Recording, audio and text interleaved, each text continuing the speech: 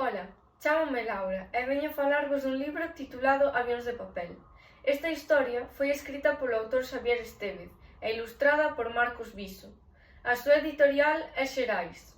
Consta de 185 páxinas e a súa primeira edición foi en abril de 2017. Os protagonistas da historia son dous nenos, Lucas e Sara, uns amigos que se coñeceron grazas a un sinxelo avión de papel que ela tirou dende a ventá da súa habitación.